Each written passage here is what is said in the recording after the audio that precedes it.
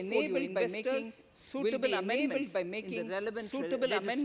in the relevant legislations. This will further ease access of finance to InvITs and rates, thus augmenting funds for infrastructure and real estate sectors. Asset monetization. Monetizing operating public infrastructure. Monetizing operating public infrastructure assets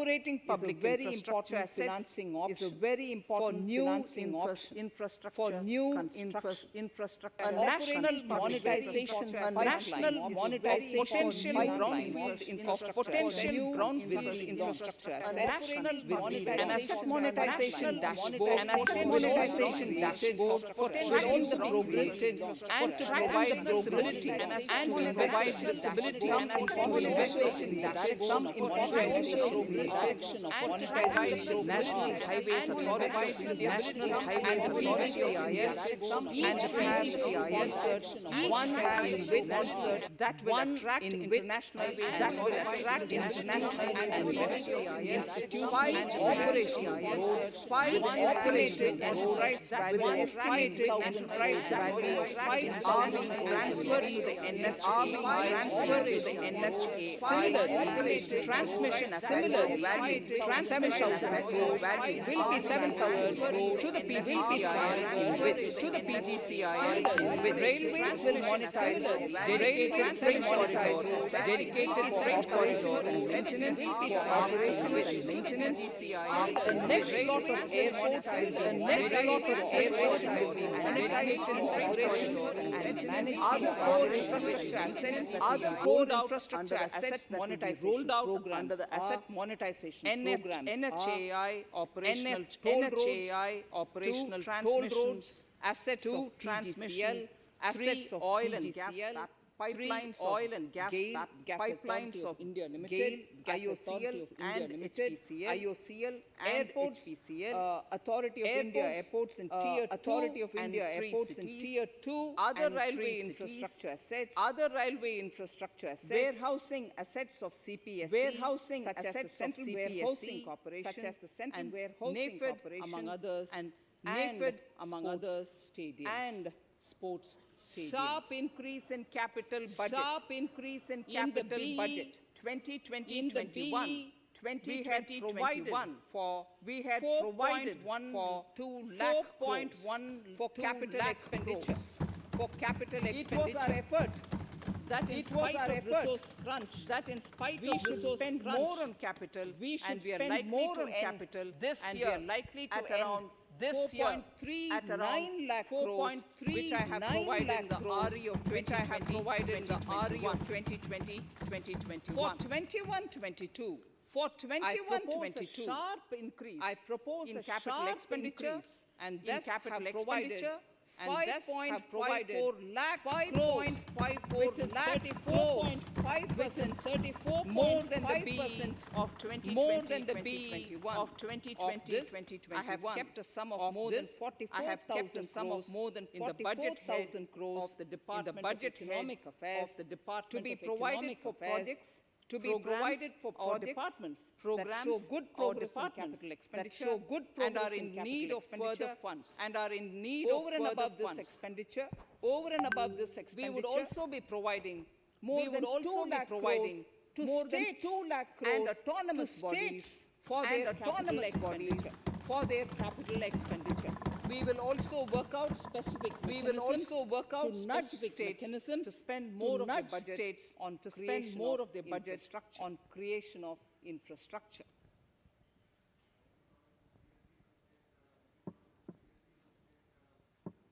Roads and highways infrastructure. More than 13,000 kilometer length of roads at a cost of 3.3 lakh crores has already been awarded under the 5 crores Bharatmala Pariyojana project, 3,800 have been constructed. By March 2022, by March 2022, another 8,500 kilometers and complete an additional 11,000 kilometers of national highway corridors. further augment road infrastructure, more economic corridors are also being planned. Some are 3,500 kilometers of national highway works of national in the state of Tamil Nadu, in the state of Tamil Nadu, at an investment of 1.03 lakh crores. These include Madurai-Kollam corridor, Madurai-Kollam corridor, Chittoor and construction will start next year. Second, 1,100 kilometers of national highway works at an investment of 65,000 crores, including 600 kilometers of Mumbai-Kanyakumari corridor in Kerala. Third, 675 kilometers of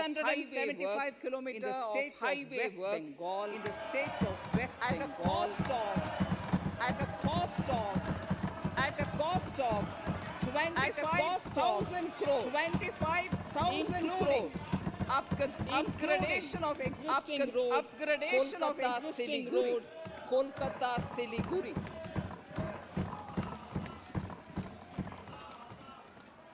National highway works of around 19,000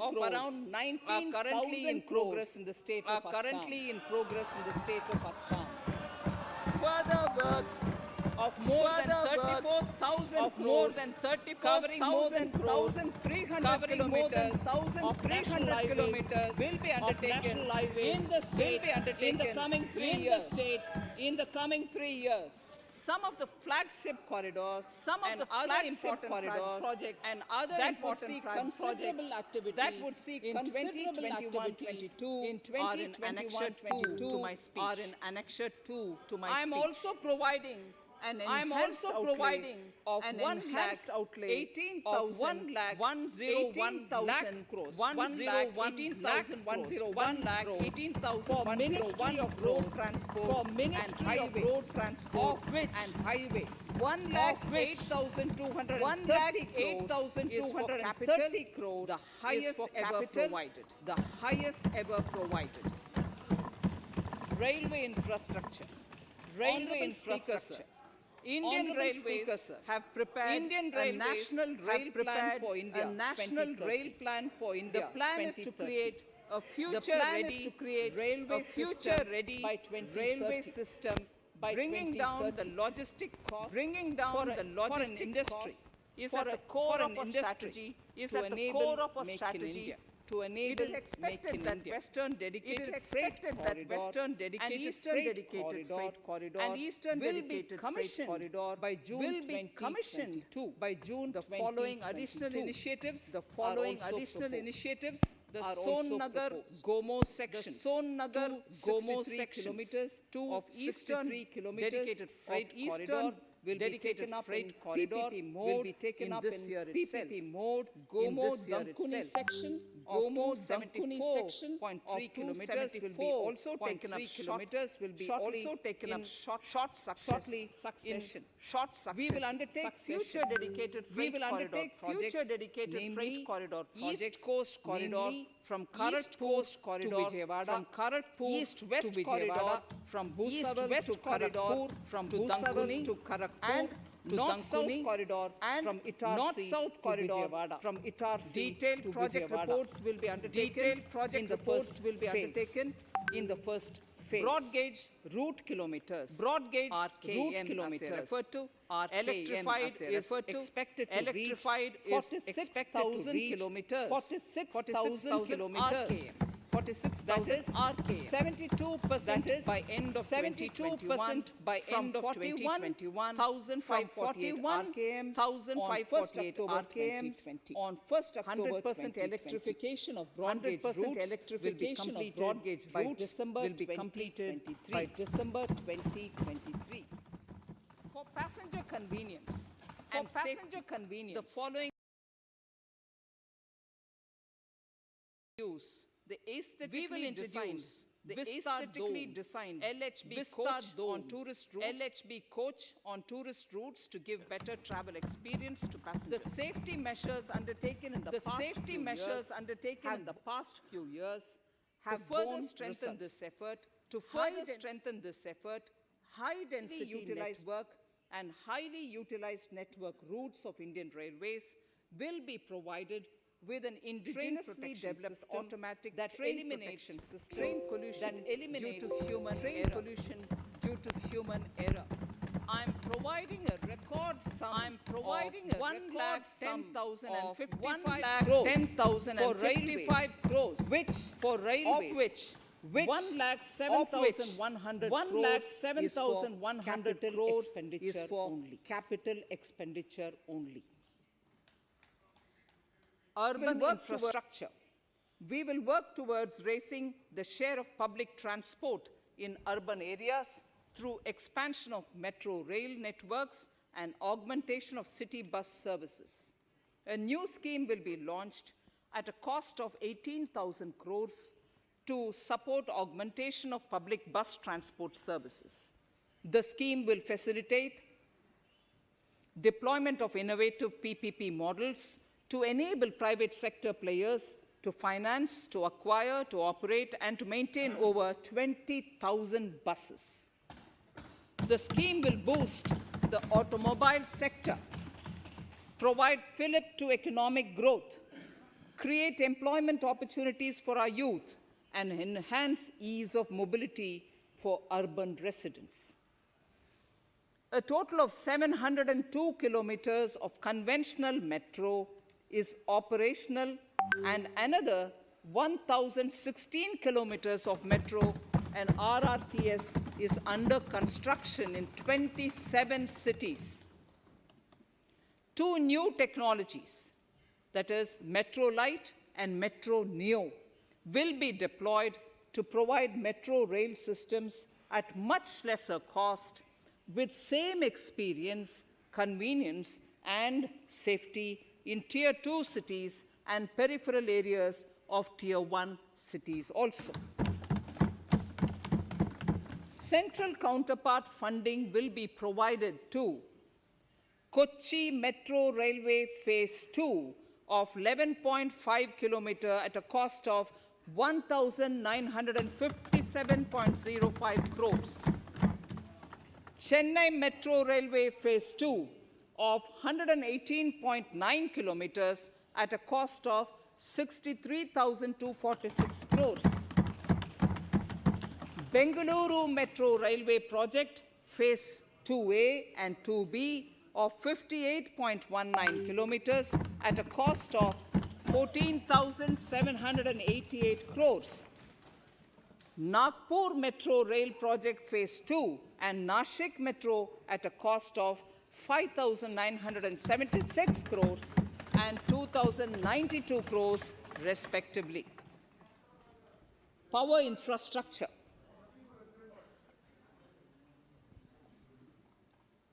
The past 6 years have seen a number of reforms and achievements in power sector. We have added 139 gigawatts of installed capacity, connected an additional 2.8 crore households, and added 1.41 lakh circuit kilometers of transmission lines. The distribution companies across the country are monopolies, either government or private. There is a need to provide choice to the consumers by promoting competition. A framework will be put in place to give consumers alternatives to choose from among more than one distribution companies. I read that sentence again. A framework will be put in place to give consumers alternatives to choose from among more than one distribution company. The viability of distribution companies is a serious concern. A revamped, reforms-based, result-linked power distribution sector scheme will be launched with an outlay of 3,05,984 crores over 5 years. The scheme will provide assistance to DISCOMs for infrastructure creation, including prepaid smart metering, feeder separation, upgradation of systems, etc., tied to financial improvements.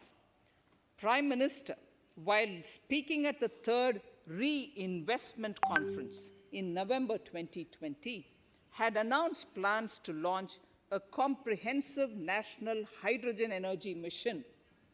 It is now proposed to launch a hydrogen energy mission in 2021-22 for generating hydrogen from green power sources. Ports, shipping, and waterways. Major ports will be moving from managing their operational services on their own to a model where a private partner will manage it for them. For the purpose, 7 projects worth more than 2,000 crores will be offered by the major ports on private-public partnership mode in FY 21-22. A scheme for promoting flagging of merchant ships in India will be launched by providing subsidy support to Indian shipping companies in global tenders floated by ministries and CPSCs. An amount of 1,624 crores will be provided over 5 years. This initiative will enable greater training and employment opportunities for Indian seafarers, besides enhancing Indian companies' share in global shipping. India has enacted Recycling of Ships Act in 2019 and acceded to the Hong Kong International Convention. Around 90 ship recycling yards at Alang in Gujarat have already achieved HKC-compliant certificates. Efforts will be made to bring more ships to India from Europe and Japan. Recycling capacities of around 4.5 million light displacement ton LDT will be doubled by 2024. This is expected to generate an additional 1.5 lakh jobs for our youth. Petroleum and natural gas. Our government has kept fuel supplies running across the country without interruption during the COVID-19 lockdown period. Taking note of the crucial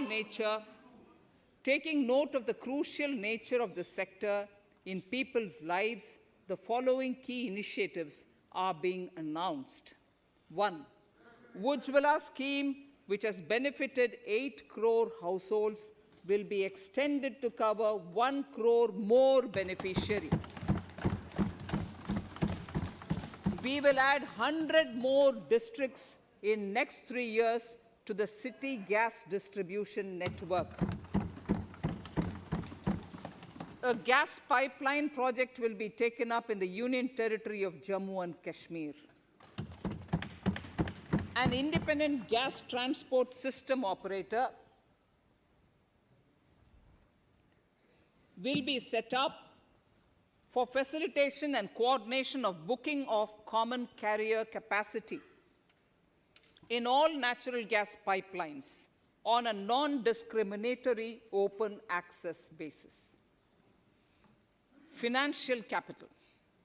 I propose to consolidate the provisions of the SEBI Act 1992, Depositories Act 1996, Securities Contracts Regulation Act 1956, and Government Securities Act 2007 into a rationalized single Securities Markets Code.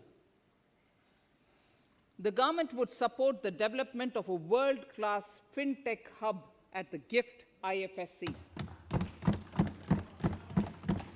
To instill confidence amongst the participants in corporate bond market during times of stress and to generally enhance secondary market liquidity, It is proposed to create a permanent institutional framework. The proposed body would purchase investment-grade debt securities both in the stressed and normal times and help in the development of the bond market.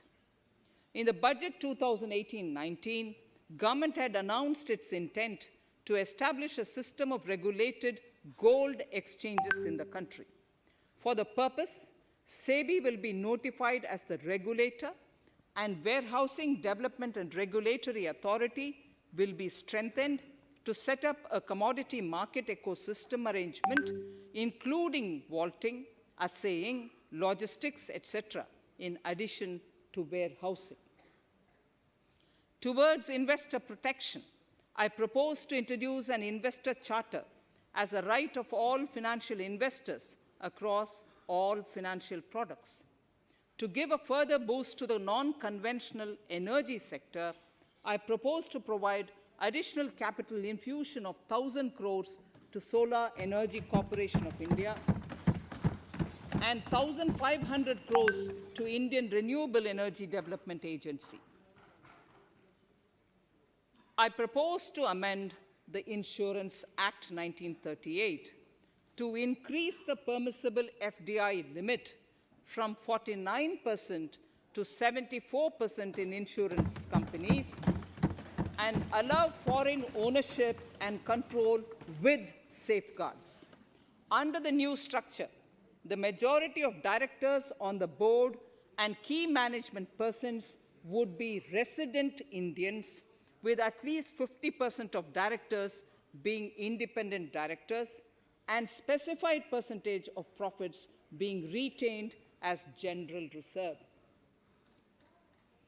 Stressed asset resolution by setting up a new structure.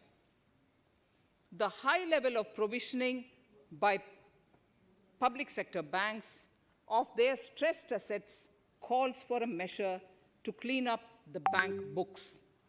An asset reconstruction company limited and asset management company would be set up to consolidate and take over the existing stressed debt and then manage and dispose of the assets to alternative investment funds and other potential investors for eventual value realization.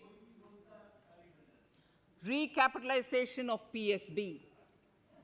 To further consolidate the financial capital capacity of PSBs, further recapitalization of 20,000 crores is proposed in 21-22. Deposit insurance. Last year, government had approved an increase in the deposit insurance cover from 1 lakh rupees to 5 lakhs for bank customers. I shall be moving amendments to DICGC Act 1961 in this session itself to streamline the provision so that if a bank is temporarily unable to fulfill its obligations, the depositors of such bank can get easy and time-bound access to their deposits to the extent of the deposit insurance cover. This would help depositors of banks that are currently under stress. To improve credit discipline, while continuing to protect the interest of small borrowers, for NBFCs with minimum asset size of 100 crores, the minimum loan size eligible for debt recovery under the Securitization and Reconstruction of Financial Assets and Enforcement of Security Interests SARFAESI Act 2002, it is proposed to be reduced from the existing level of 50 lakhs to 20 lakhs. Company matters. The decriminalization of the procedural and technical compoundable offenses under Companies Act 2013 is now complete. I now propose to take up decriminalization of the Limited Liability Partnerships Act 2008. Honorable Speaker, I propose to revise the definition under the Companies Act 2013 for small companies by increasing the threshold for paid-up capital from not exceeding 50 lakh to not exceeding 2 crores, and turnover from not exceeding 2 crores to not exceeding 20 crores. This will benefit more than 2 lakh companies in easing their compliance requirements. As a further measure which directly benefits startups and innovators, I propose to incentivize the incorporation of one-person companies by allowing one-person companies to grow without any restriction on paid-up capital and turnover, allowing their conversion into any other type of company at any time, reducing the residency limit for an Indian citizen to set up an one-person company from 182 days to 120 days, and allow also non-resident Indians to incorporate OPCs in India. This will be a big boost for startups. To ensure faster resolution of cases, the NCLT framework will be strengthened, e-court system shall be implemented, and alternate methods of debt resolution and special framework for MSMEs shall be introduced. During the coming fiscal, we will be launching data analytics, artificial intelligence, machine learning, driven MCA 2.1 version to MCA 21 version 3.0. MCA 21 version 3.0. This version 3.0 will have additional modules for e-scrutiny, e-adjudication, e-consultation, and compliance management. Disinvestment and strategic sale. In spite of COVID-19, we have kept working towards strategic disinvestment. A number of transactions, namely BPCL, Air India, Shipping Corporation of India, Container Corporation of India, IDBI Bank, Bharat Earth Movers Limited, Pavan Hans, Neelachal Ispat Nigam Limited, among others, would be completed in 21-22. Other than IDBI Bank, we propose to take up the 2 public sector banks and 1 general insurance company in the year 21-22.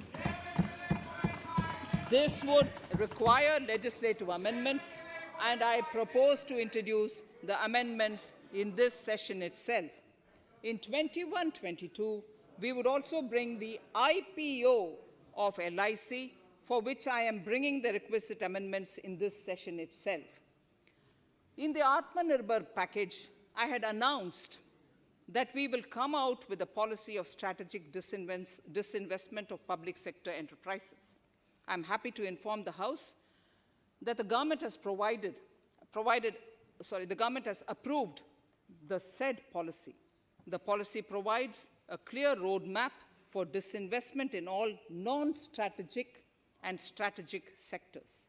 We have kept 4 areas that are strategic, where bare minimum CPSEs will be maintained and rest privatized. In the remaining sectors of all CPSEs will be privatized. The main highlights of the policy are mentioned in Annexure 3. To fast forward the disinvestment policy, I'm asking NITI to work out on the next list of center public sector companies that would be taken up for strategic disinvestment. To similarly incentivize states to take to disinvestment of their public sector companies, we will work out an incentive package of central funds to states. Idle assets will not contribute to Atmanirbhar Bharat. The non-core assets largely consist of surplus land with government ministries and departments and public sector enterprises. Monetizing of land can either be by way of direct sale or concession, or by similar means. This requires special abilities, and for this purpose, I propose to use a special purpose vehicle in the form of a company that would carry out this activity. In order to ensure timely completion of closure of sick or loss-making CPSEs, we will introduce a revised mechanism that will ensure timely closure of such units. I have estimated 1,75,000 crores as receipts from disinvestment in BE 21-22.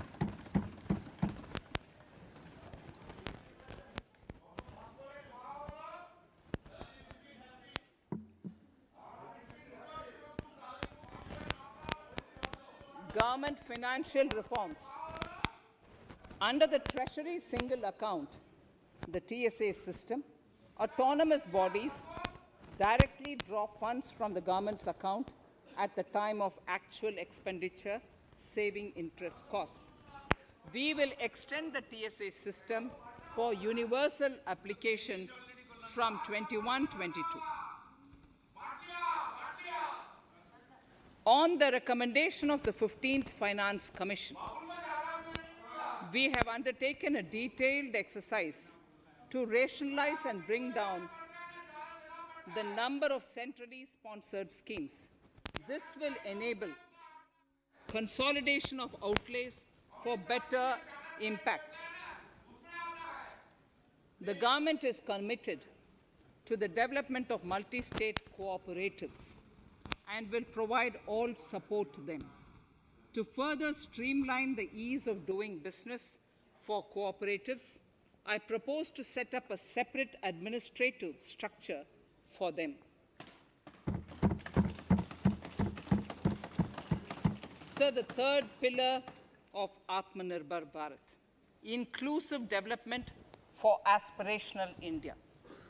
Honorable Speaker, sir, under this pillar, I will cover agriculture and allied sectors, farmers' welfare and rural India, migrant workers and labor, and financial inclusion. Agriculture. Our government is committed to the welfare of farmers. The MSP regime has undergone a sea change to assure price that is at least 1.5 times the cost of production across all commodities.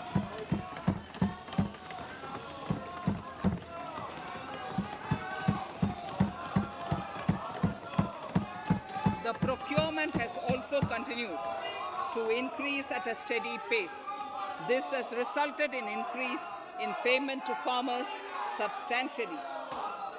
In case of wheat, a total amount paid to farmers in 2013-14, Honorable Speaker, sir, the data that I give now is important for all honorable members to kindly hear. In case of wheat, the total amount paid to farmers in 2013-14 was 33,874 crores. In 2019-20, it was 62,802 crores. And even better, Honorable Speaker, in 2020-2021, this amount paid to farmers was 75,060 crores.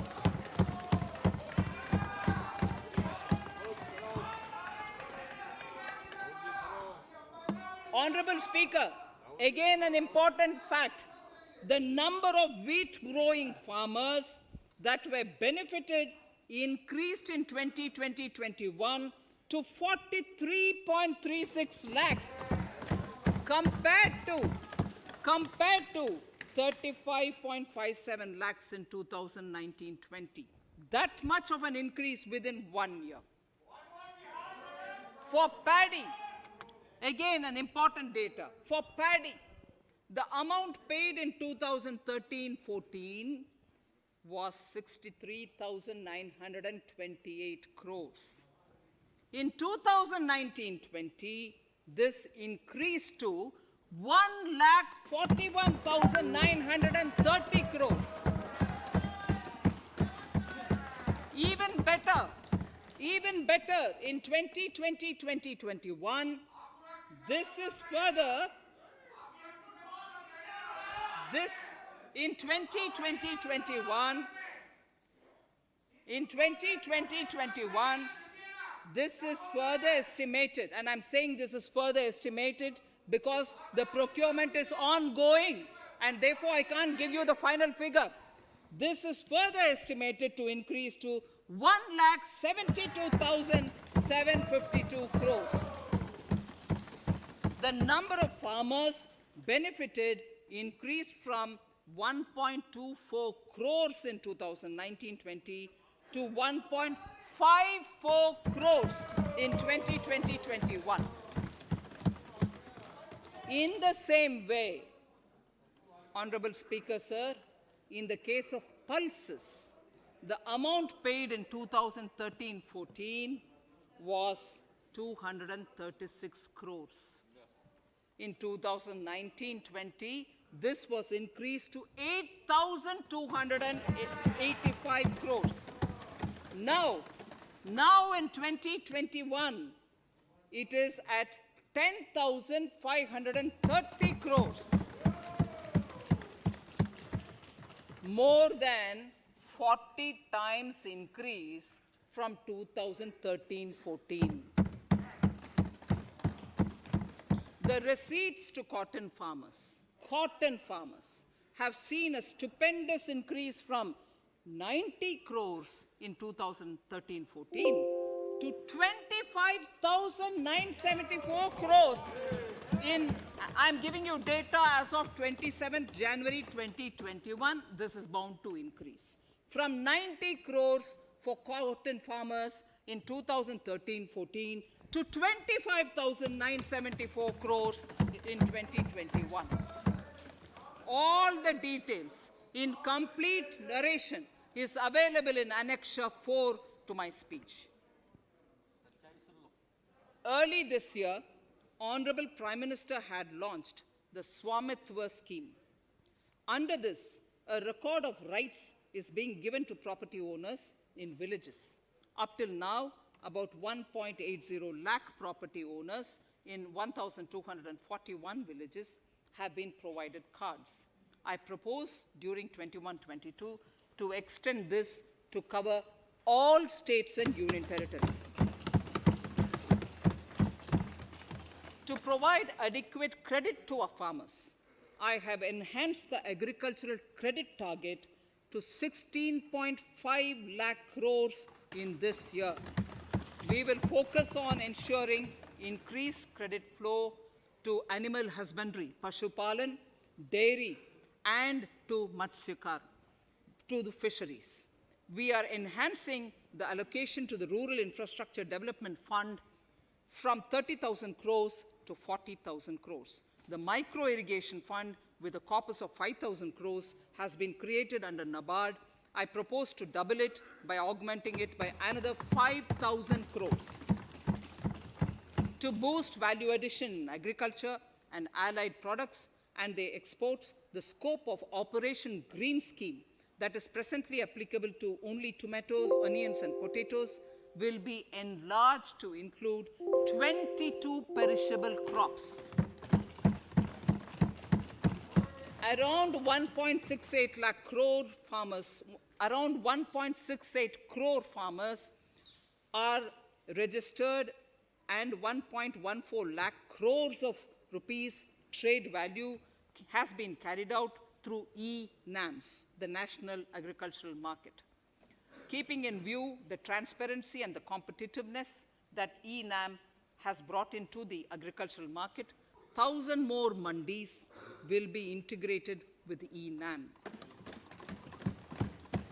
Honorable Speaker, sir, with all this, the Agricultural Infrastructure Fund would be made available to the APMCs for augmenting their infrastructure facilities.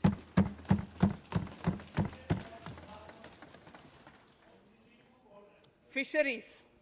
I'm proposing substantial investments in the development of modern fishing harbors and fish landing centers. To start with, 5 major fishing harbors, Kochi, Chennai, Visakhapatnam, Paradip, and Petua Ghat, will be developed as hubs for economic activity.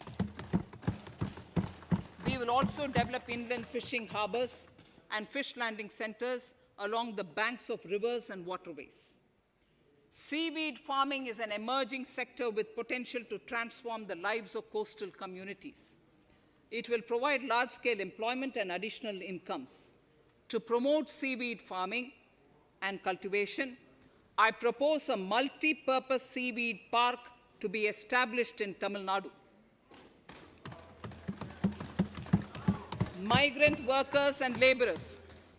We have launched the One Nation, One Ration Card scheme through which beneficiaries can claim their rations anywhere in the country. Migrant workers in particular benefit from the scheme. Those staying away from their families can partially claim their ration where they are stationed, while their family in their native places can claim the rest.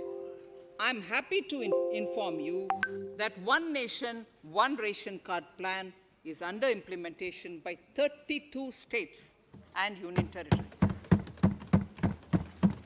reaching about 69 crore beneficiaries. That's a total of 86% beneficiaries covered. The remaining 4 states and UTs will be integrated in the next few months. To further extend our efforts towards the unorganized labor force, migrant workers in particular, I propose to launch a portal that will collect relevant information on gig workers, building and construction workers, among others. This will help formulate health, housing, skill, insurance credit, and food schemes for all migrant workers. We will conclude a process that began 20 years ago with the implementation of the 4 labor codes. For the first time globally, social security benefits will be extended to gig and platform workers.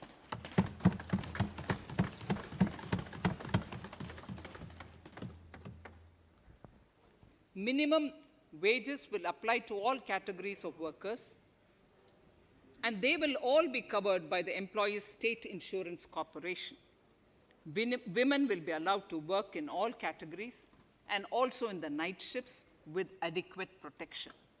At the same time, compliance burden on employers will be reduced with a single registration and licensing and online returns. Financial inclusion. To further facilitate credit flow under the scheme of Stand Up India for the scheduled castes and scheduled tribes and also women, I propose to reduce the margin money requirement from 25% to 15% only,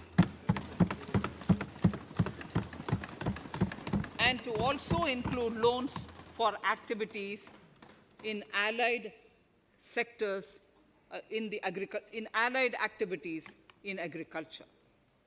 We have taken a number of steps to support the MSME sector.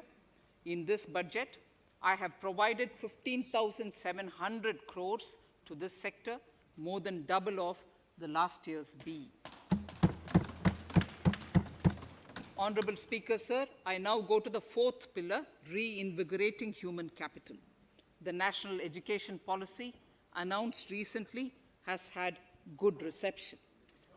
In school education, more than 15,000 schools will be qualitatively strengthened to include all components of the national education policy. They shall emerge as exemplar schools in their regions, hand-holding and mentoring other schools to achieve the ideals of policy. 100 new Sainik schools will be set up in partnership with NGOs, private schools, and states. Higher education. In Budget 2019-20, I had mentioned about the setting up of a higher education commission in India. We would be introducing the legislation this year to implement the same. It will be an umbrella body having 4 separate vehicles for standard setting, accreditation, regulation, and funding. Many of our cities have various institutions, universities, and colleges supported by the Government of India. Hyderabad, for example, has about 40 major institutions. In 9 such cities, we will create a formal umbrella structure so that these institutions can have better synergy while also retaining their internal autonomy. A glue grant will be set aside for this purpose. For accessible higher education in Ladakh, I propose to set up a central university in Leh.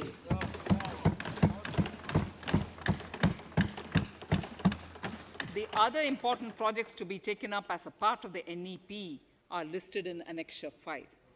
Scheduled caste and scheduled tribes welfare. We have set ourselves a target of establishing 750 Eklavya model residential schools in our tribal areas. I propose to increase the unit cost of each such school from 20 crores, which is what it is now, to 38 crores, and for hilly and difficult areas to 48 crores. This would help creating robust infrastructure facilities for our tribal students. We have revamped the post-metric scholarship scheme for the welfare of scheduled caste students. I have also enhanced the central assistance in this regard. We are allotting 35,219 crores for 6 years till 25-26 to benefit 4 crores scheduled caste students. Skilling. In 2016, we had launched the National Apprenticeship Promotion Scheme. The government proposes to amend the Apprenticeship Act with a view to further enhancing apprenticeship opportunities for our youth. We will realign the existing scheme of National Apprenticeship Training Scheme for providing post-education apprenticeship, training of graduates and diploma holders in engineering. Over 3,000 crores will be provided for this purpose. An initiative is underway, Honorable Speaker, in partnership with the United Arab Emirates to benchmark skill qualifications, assessment, and certification, accompanied by the deployment of certified workforce. We also have a collaborative intertraining program between India and Japan to facilitate transfer of Japanese industrial and vocational skills, techniques, and knowledge. We will take forward this initiative with many more countries also.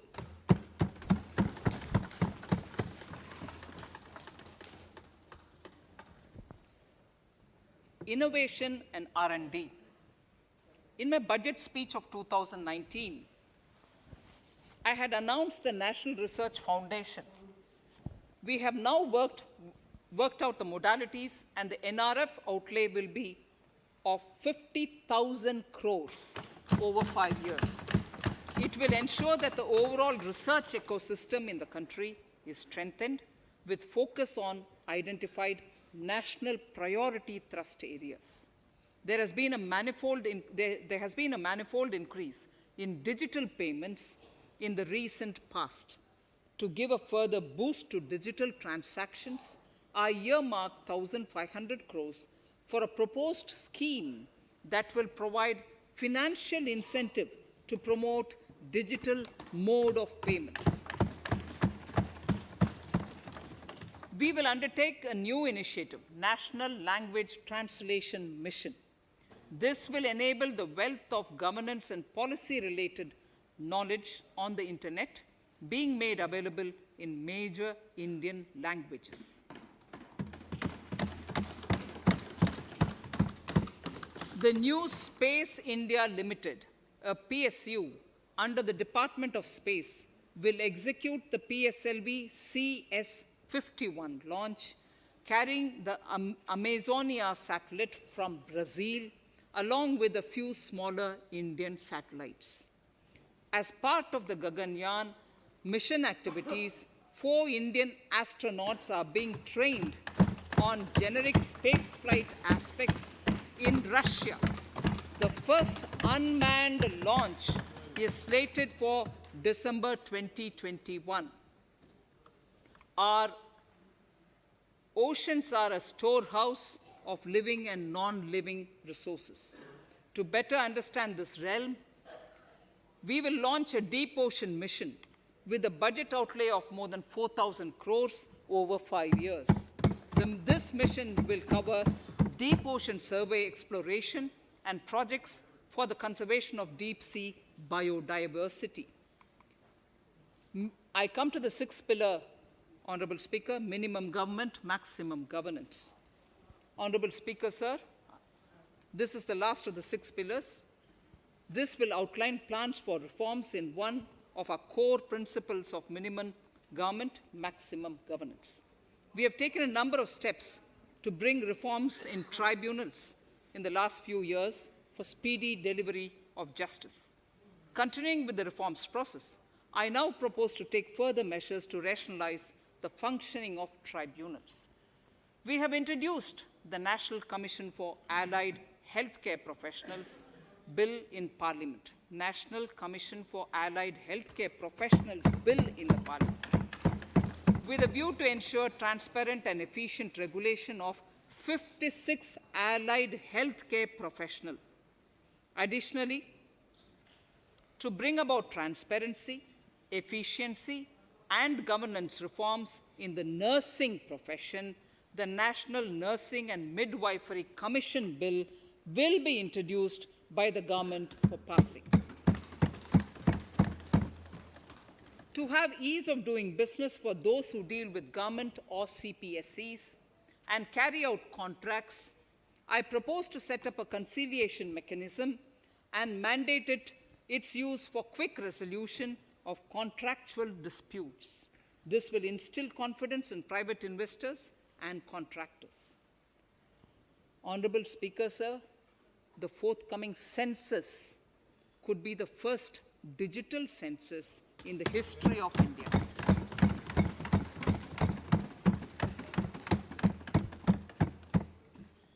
For this monumental milestone-marking task, I have allocated 3,768 crores in this year, 21-22. Honorable Speaker, Goa is celebrating the Diamond Jubilee year of the state's liberation from Portuguese rule. From the Government of India's side, I propose to grant 300 crores to the Government of Goa for the celebrations. I propose to provide 1,000 crores for the welfare of tea workers, especially women and children in Assam and West Bengal. A special scheme will be devised for the same.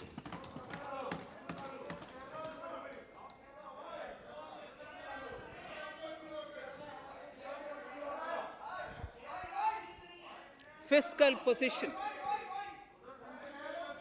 Fiscal position.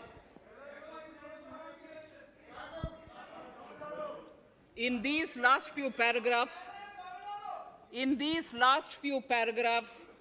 of part A of my speech, I draw the attention of this august House to the fact that at the beginning of the current financial year, the pandemic's impact on the economy resulted in a weak revenue inflow. This was combined with high expenditure to provide essential relief to vulnerable sections of the society, especially the poor, the women, scheduled castes, and scheduled tribes. Unlike many other countries, we opted for a series of medium-sized packages during the pandemic so that we could calibrate and target our response according to the evolving situation. Once the health situation stabilized and the lockdown was being slowly lifted, we switched to ramping up government spending so as to revive domestic demand. As a result, against an original BE expenditure of 30.42 lakh crores for 2020-21, our RE estimates are 34.50 lakhs, 30.42 now within the year going up to 34.5 lakh crores. We have maintained quality of expenditure. The capital expenditure estimated in the RE is 4.39 lakh crores as against 4.12 lakh crores in the BE stage. So the beginning of the year, we had marked only 4.12 lakh, whereas it is 4.39 lakh crores as we end the year. Fiscal deficit in RE 2020-2021 is pegged at 9.5% of the GDP. Fiscal deficit in RE 2020 to 2021 is pegged at 9.5% of GDP. We have funded this through government borrowings, multilateral borrowings, small saving funds, and short-term borrowings. We would need another 80,000 crores, for which we would be approaching the market in these 2 months. We would be needing another 80,000 crores, for which we would be approaching the markets in these 2 months. To ensure that the economy is given the required push, our BE estimates for expenditure in 21-22 are 34.83 lakh crores. This includes 5.54 lakh crores as capital expenditure, an increase of 34.5% over the BE figure of 2020-2021. The fiscal deficit in BE 21-22 is estimated to be 6.8% of the GDP. The gross borrowing from the market for the next year would be around 12 lakh crores. We plan to continue with our path of fiscal consolidation and intend to reach the fiscal deficit level below 4.5% of the GDP by 2025-2026, with a fairly steady decline over the period. We hope to achieve the consolidation by first increasing the buoyancy of tax revenue through improved compliance, and secondly, by increased receipts from monetization of assets, including public sector enterprises and land. The Contingency Fund of India is being proposed to be augmented. The Contingency Fund of India is being proposed to be augmented from 500 crores to 30,000 crores through Finance Bill. In accordance with the views of the 15th Finance Commission, we are allowing a normal ceiling of net borrowing for the states at 4% of GSDP for the year 21-22. A portion of this ceiling will be earmarked to be spent on incremental capital expenditure. Additional borrowing ceiling of 0.5% of the GSDP will also be provided, subject to conditions. States will be expected to reach a fiscal deficit of 3% of GSDP by 2023-24, as recommended by the 15th Finance Commission. In the July 2019-20 budget, I introduced the Statement 27 on extra budgetary resources. It disclosed the borrowings of the government agencies that went towards funding Government of India schemes and whose repayment burden was on the government. In my 2020-21 budget, I enhanced the scope and coverage of that statement by including the loans provided by government to the FCI, the Food Corporation of India. Taking a step further in this direction, I propose to discontinue the NSSF loan to FCI for food subsidy, and accordingly, budget provisions have been made in RE 2020-21 and in the BE 2021-22. The extra budgetary resource details are at Annexure 6. We know that the FRBM Act mandates fiscal deficit of 3% of GDP to be achieved by 31st March 2020-2021. The effect of this year's unforeseen and unprecedented circumstances has necessitated the submission of a deviation statement under sections 4 of subclause 5 and section 7, subclause 3b of the FRBM Act, which I'm laying on the table of the House as part of the FRBM documents. Towards achieving central government fiscal deficit along the broad path that I have already indicated, I will be introducing an amendment to the FRBM Act.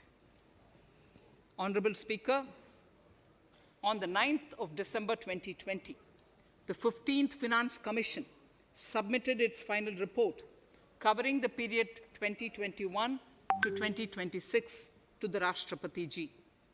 The government has laid the Commission's report along with the explanatory memorandum in the Parliament, retaining the vertical shares of the states at 41%. We recognize our commitment to fiscal federalism and propose, therefore, to adhere to this recommendation. Jammu and Kashmir in the 14th Finance Commission was entitled to get devolution being a state. Now the funds of the UTs of Jammu Kashmir and Ladakh would be provided by the centre. I have also provided on the Commission's recommendation 1,18,452 crores as revenue deficit grant to 17 states in 21-22, as against 74,340 crores to 14 states in 2020-21. Honorable Speaker, I would now move to Part B of my speech.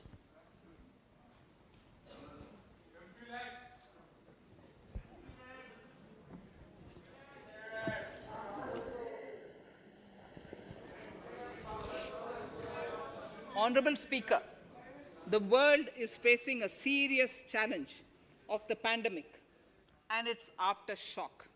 In these trying times, when many economies are struggling to revive, our people and our industry have exhibited remarkable resilience. As I mentioned already, post-pandemic, a new world order seems to be emerging, one in which Asia is poised to occupy a prominent position, and India will have a leading role therein. In this scenario, our tax system has to be transparent, efficient, and should promote investments and employment in our country. At the same time, it should put minimum burden on our taxpayers. I borrow the words of Thiruvalluvar, the saint. ஏற்றலும் ஈட்டலும் காத்தலும் காத்த வகுத்தலும் நல்ல வல்லதரசு. A king or a ruler is the one who creates and acquires wealth, protects and distributes it for common good. Tirukkural. Direct tax proposals. Keeping this in mind, the words of Tirukkural, our government introduced a series of reforms in the direct tax system for the benefit of our taxpayers and economy. Few months prior to the pandemic, in order to attract investments, we slashed our corporate tax rate to make it among the lowest in the world. The dividend distribution tax too was abolished. The burden of taxation on small taxpayers was eased by increasing rebates. In 2020, the return filers saw a dramatic increase to 6.48 crores from 3.31 crores in 2014. In the direct tax administration, we had recently introduced the faceless assessment and faceless appeal. I now seek to take further steps to simplify the tax administration, ease compliance, and reduce litigation. Relief to senior citizens. I begin my direct tax proposals by offering my pranam to our senior citizens.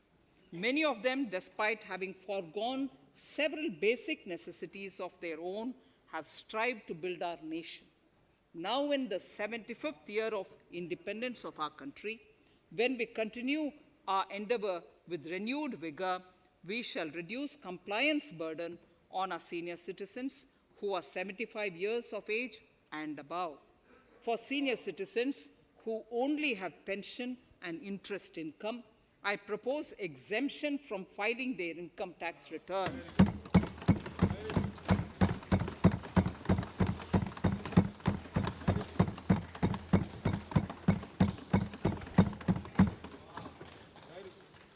The paying bank will deduct the necessary tax on their income.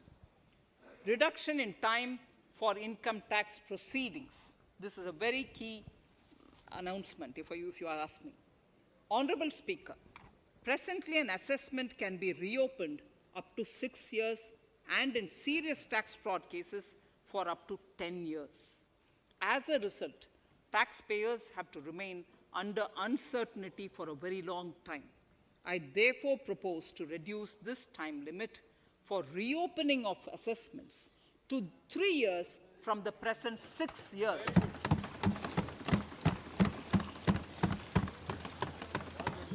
In serious tax evasion cases too, only where there is evidence of concealment of income of 50 lakh or more in a year. In serious tax evasion cases too, only where there is evidence of concealment of income of 50 lakh or more in a year can the assessment be reopened up to 10 years. Even this reopening can be done only after the approval of the Principal Chief Commissioner, the highest level of Income Tax Department. Setting up the Dispute Resolution Committee. Honorable Speaker, it has been the resolve of this government to reduce litigation, which mars the present taxation system. The government came out with the Direct Taxation Vivad Se Vishwas scheme to give taxpayers an opportunity to settle long-pending disputes and be relieved to further strain on their time and resources. The response from taxpayers has been the best ever, as over 110,000 taxpayers have already opted to settle tax disputes of over 85,000 crores under the scheme. To further reduce litigation for small taxpayers, I propose to constitute a dispute resolution committee for them, which will be faceless to ensure efficiency, transparency, and accountability. Anyone with a taxable income up to 50 lakh and disputed income up to 10 lakh shall be eligible to approach the committee. Faceless IT-AT. For ease of compliance and to reduce discretion, we are committed to make the taxation processes faceless. The government has already introduced faceless assessment and appeal this year. The next level of income tax appeal is the Income Tax Appellate Tribunal. I now propose to make this tribunal faceless. We shall establish a national faceless Income Tax Appellate Tribunal Center. All communication between the tribunal and the appellant shall be electronic. Where personal hearing is needed, it shall be done through video conferencing. Relaxations to NRI. When non-resident Indians return to India, they have issues with respect to their accrued incomes in their foreign retirement accounts. This is usually due to mismatch in taxation period. They also face difficulties in getting credit for Indian taxes in foreign jurisdictions. I propose to notify rules for removing their hardship of double taxation. Exemption from audit. Currently, if your turnover exceeds 1 crore, you have to get your accounts audited. In February 2020 budget, I had increased the limit for tax audit to 5 crores for those who carry out 95% of their transactions digitally. To further incentivize digital transactions and to reduce compliance burden, I propose to increase this limit for tax audit for such persons from 5 crores to 10 crores. Relief for dividend. In the previous budget, I had abolished the dividend distribution tax in order to incentivize investment. Dividend was made taxable in the hands of shareholders. Now, in order to provide ease of compliance, I propose to make dividend payment to rate and InvIT exempt from TDS. Further, as the amount of dividend income cannot be estimated correctly by the shareholders for paying advance tax, I propose to provide that advance tax liability on dividend income shall arise only after the declaration or payment of dividend.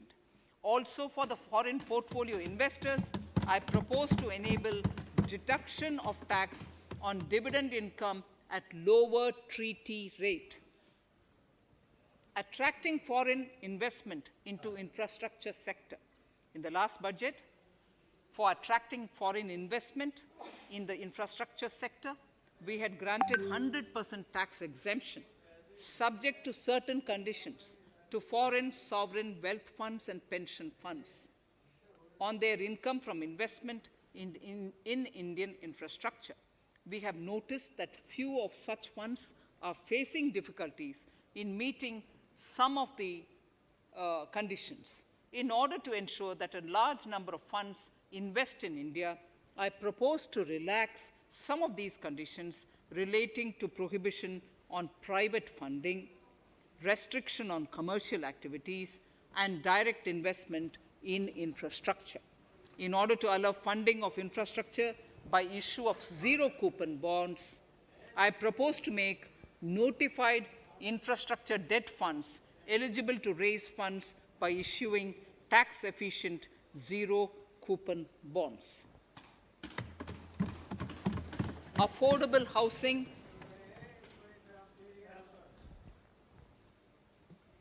Affordable housing and rental housing. This government sees housing for all and affordable housing as priority areas.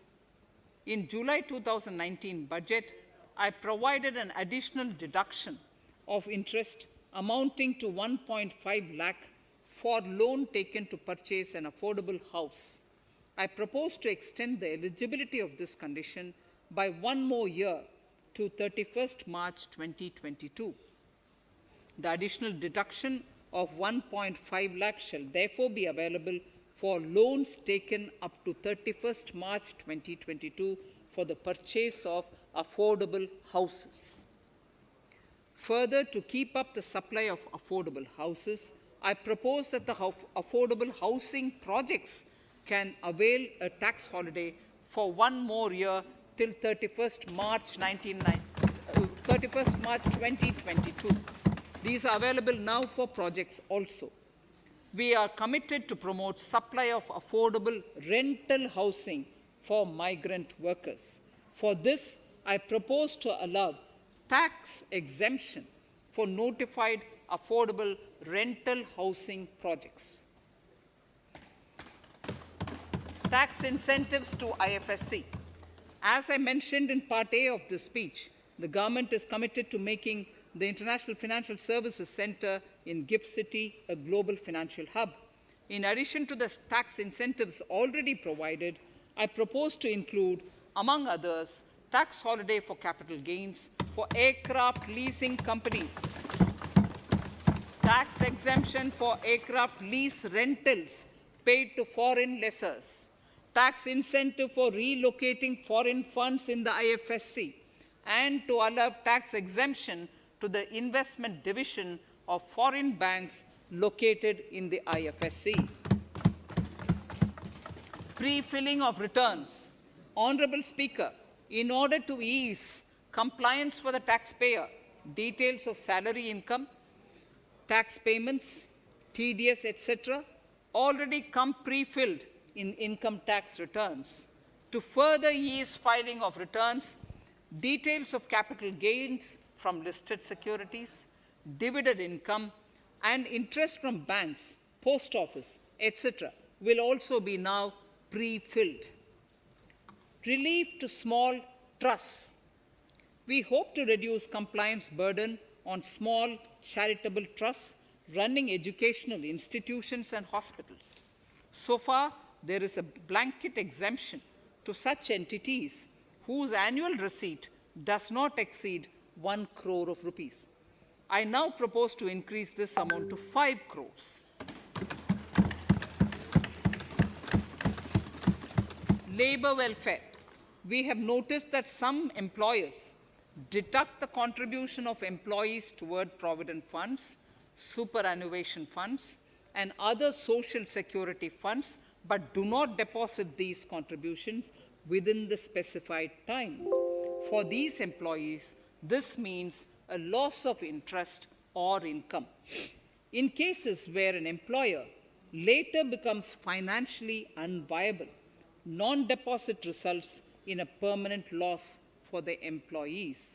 In order to ensure that employees' contributions are deposited on time, I reiterate that the late deposit of employees' contribution by the employer will not be allowed as deduction to the employer.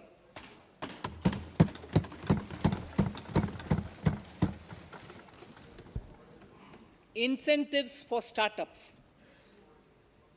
In order to incentivize startups in the country, I propose to extend the eligibility for claiming tax holiday for startups by 1 more year, till 31st March 2022.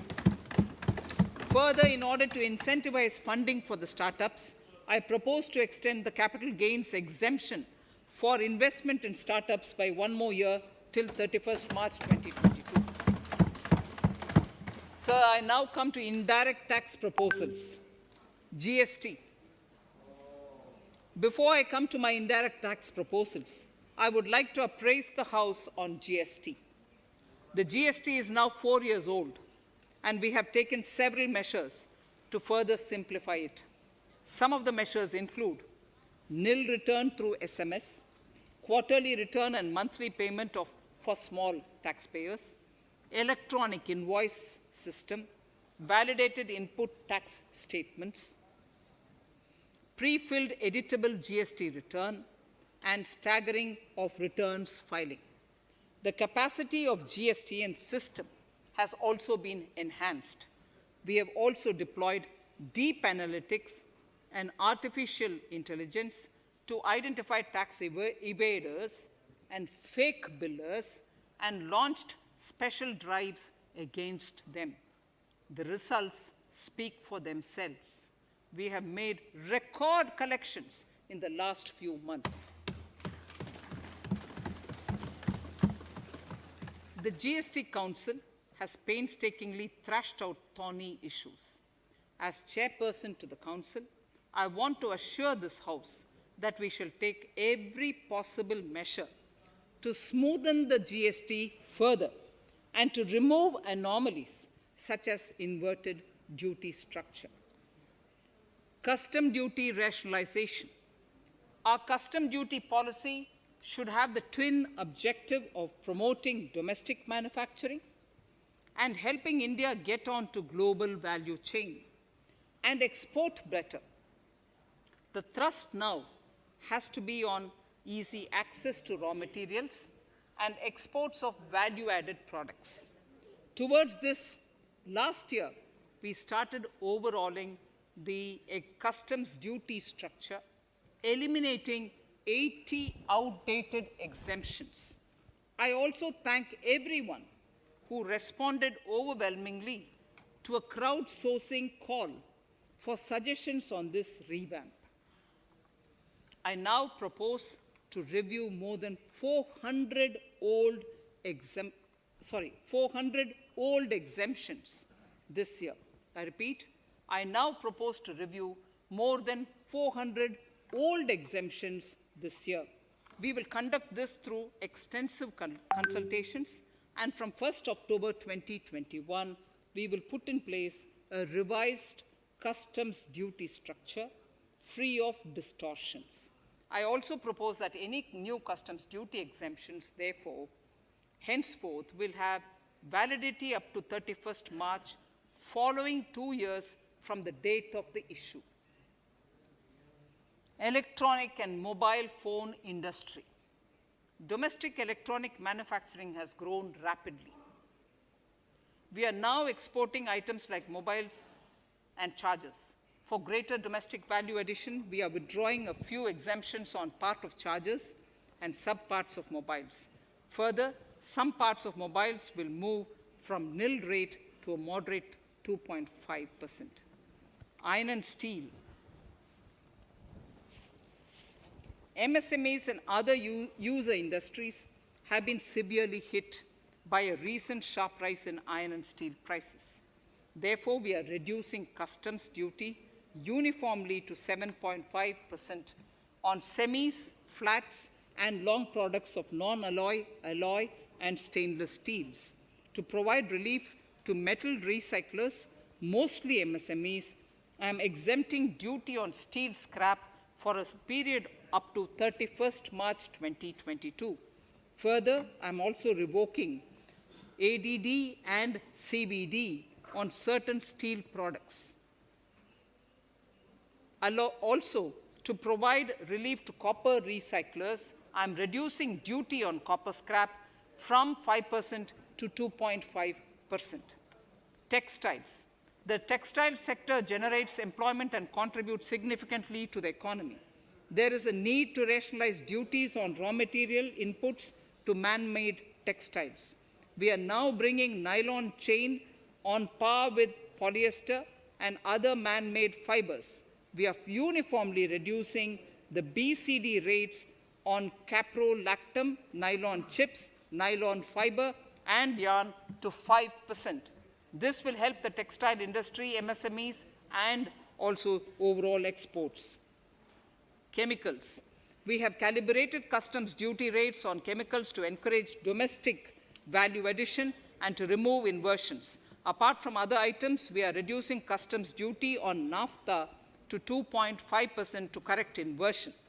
Gold and silver presently attract a basic customs duty of 12.5%. Since the duty was raised from 10% in July 19, prices of precious metals have risen sharply. To bring it closer to previous levels, we are rationalizing customs duty on gold and silver. Renewable energy. In Part A, we have already acknowledged that solar energy has huge promise for India. To build up domestic capacity, we will notify a phased manufacturing plan for solar cells and solar panels.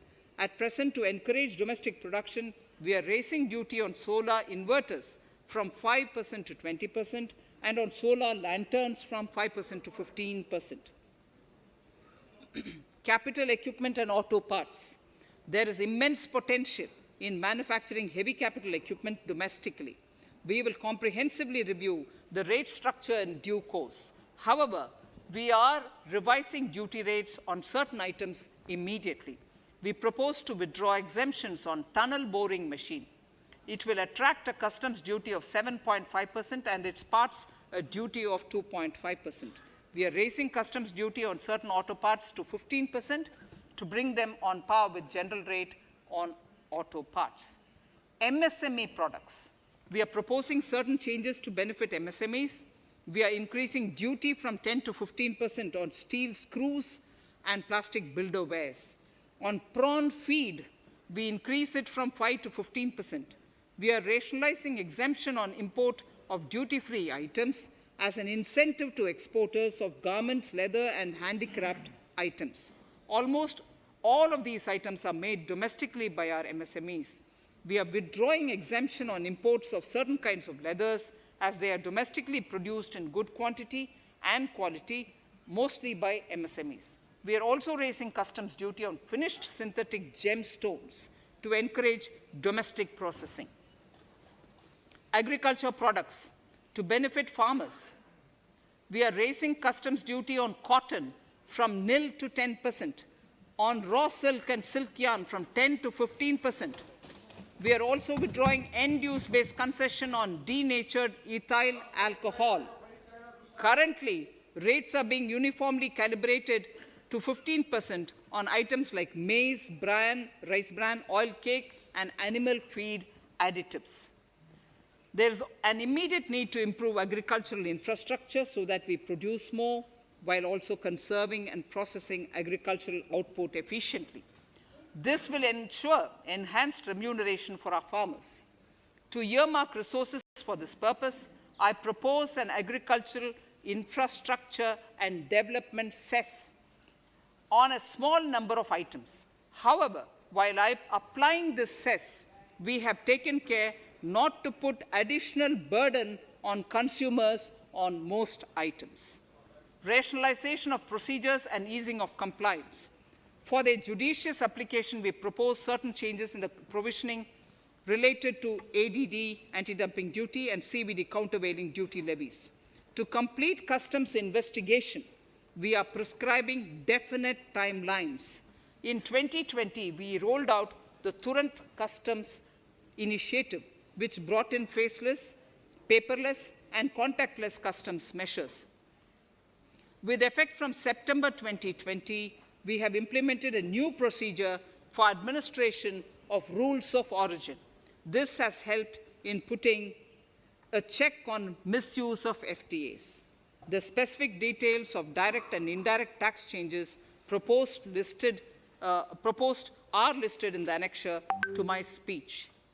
Honorable Speaker, sir, I commend the budget to this august House. Thank you.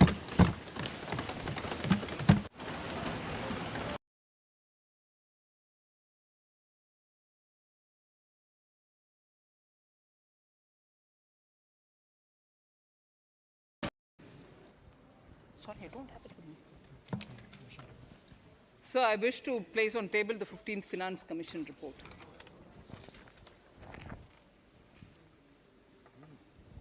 Item number 3, माननीय मंत्री जी. So, I wish to lay on the table the following statements under Section 3(1) of the Fiscal Responsibility and Budget Management Act 2003, the medium-term fiscal policy, fiscal policy strategy statement, and macroeconomic framework statement.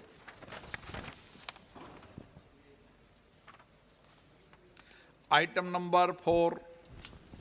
So, I wish to seek your permission to move for leave to introduce the Finance Bill 2021. प्रश्न ये कि विधेयक को पुनर्स्थापित करने की अनुमति प्रदान की जाए. जो सदस्य इसके पक्ष में हाँ कहें, जो सदस्य इसके विरोध में ना कहें. मेरे विचार में निर्णय हाँ वालों के पक्ष में हुआ, हाँ वालों के पक्ष हुआ. माननीय मंत्री जी विधेयक को पुनर्स्थापित करें. introduce the bill. Shri Prahlad Joshi ji. With your permission, I rise to present the 18th report of Business Advisory Committee. माननीय सदस्यगण, माननीय वित्त मंत्री जी के बजट भाषण की प्रतियां प्रकाशक पलक पर उपलब्ध है. सदस्य अपनी प्रति प्रकाशन पलक से प्राप्त कर सकते हैं. माननीय सदस्यगण, जैसा कि आपको समाचार 2 के माध्यम से पहले सूचित किया जा चुका है कि बजट की प्रतियां आपको मेंबर्स पोर्टल के माध्यम से उपलब्ध कराई जा रही है. सभा की कार्रवाई मंगलवार दिनांक 2 फरवरी 2021 को दोपहर 4 बजे तक के लिए स्थगित की जाती है.